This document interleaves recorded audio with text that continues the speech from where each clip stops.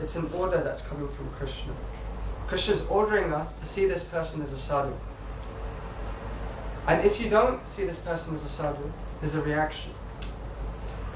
And so he poses the question.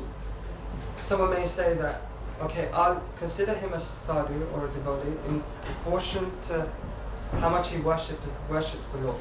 And to the portion that he doesn't worship the Lord, I should consider him a non-devotee. Vishwanath Chakravarti Thakur posing this question, he says, no, he should be considered a devotee always. And the proof of this is the statement Sadhur Eva. So this word Eva means that in all cases, this person should be considered a sadhu. And why? Because because he is fixed in his determination. And Vishwanath Chakravarti, he explains that this means that his mentality is that because of my accidental fall down, because of my mistake, I am destined to go to hell. But I don't care. I deserve to suffer in hell. But I'm not going to give up my service to Lord Krishna. That is his determination. He's happy to accept the reactions of his accident, but at the same time, he continues to do his service. Now this is the mentality. And then Vishwanath Chakravarti Thakur, he poses another question. He says, some may say to Krishna, why are you accepting his service, even though he's a sinful person? And then Vishwanath Chakravarti Thakur explains the next verse. Shipram bhavati dharmatma shashrak shanti nikachati. That in the very next verse, Krishna says that such a person with such a mentality, he quickly, Shipram bhavati, comes, dharmatma. So quickly he comes to the platform of righteousness. Shashrak shanti nikachati. Shanti means peace. Nikachati, he attains. And what type of peace? Shashvak means lasting peace. Because of his regret, because of his repentance, because of his remorse, he quickly comes to the platform of righteousness. So it's quite interesting. In this particular context, this particular case, Vishwanath Chakravarti Thakur explains both sides. He explains how a person who has committed an accidental, abominable act should feel. He should feel repentful. Not that he's thinking, why are you guys getting on my case? So what if I made a mistake? His actual mentality is that I deserve to face some sort of reaction, some sort of punishment because of this act. And he also explains the other side is how we should look upon such a person. He says that we should still consider him a sadhu despite the accident. We should understand that it's just a temporary fall down. Now another question is posed. What if someone falls down but continues to stay down, continues to perform sin? He doesn't abandon his bad habits. Now in the next two lines, Vishwanath Chakravarti Thakur says that this is Krishna's response. He says, Kunteya patijanahi name bhakta panasati. He says to Arjuna, and it sounds like at least in great emotion, that declare it boldly, Arjuna, O son of Kunti, that my devotee never perishes. So Krishna is saying, even if someone performs an abominable activity and continues to perform an abominable activity, still I will protect my devotee. And one day somehow or other I will bring him back. And we hear many stories how devotees that come to ISKCON and somehow or other, due to conditioning, they fall away. But sometime later they come back. Like I remember Gogovind Maharaj, he was some time ago, there was a DVD. And he was explaining how there's two ways you can come to Krishna. Either you can come voluntarily, or Maya will lash you, and you'll come crying to Krishna. And so Krishna has his means, If we don't come voluntarily, then literally speaking, he'll drag us back. But this is his mercy. Like we see in the Bhagavatam, the example of Ajmila, and how Ajmila was such a great personality, he had so many great qualities. But he saw, I think it was a Shudra and a prostitute embracing, and he became bewildered. And then I think he eventually abandoned his family, his good wife.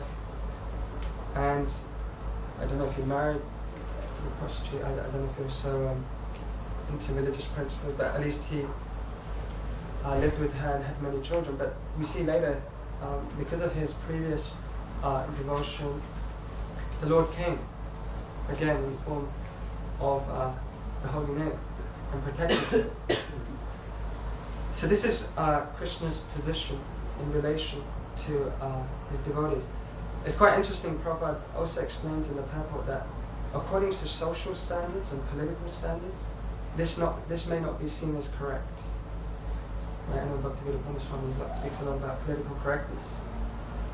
Generally nowadays, if someone makes a mistake, they're eternally damned. That's it. No more chances. But from Krishna's perspective, it's just a matter of time that he's going to bring this person back to the proper platform. So we have to learn to see things from Krishna's perspective. Otherwise, as this verse says, mantavya, it's an order that Krishna's giving. So if we don't see things from this perspective, we are actually disobeying Krishna's orders. We're actually displeasing Krishna. And what we can understand from this is that the devotees are very dear to Krishna. Krishna does not like to see that his devotees are discredited. The first offense for the holy name is to blaspheme the devotees who have dedicated their lives for propagating the holy names of the Lord.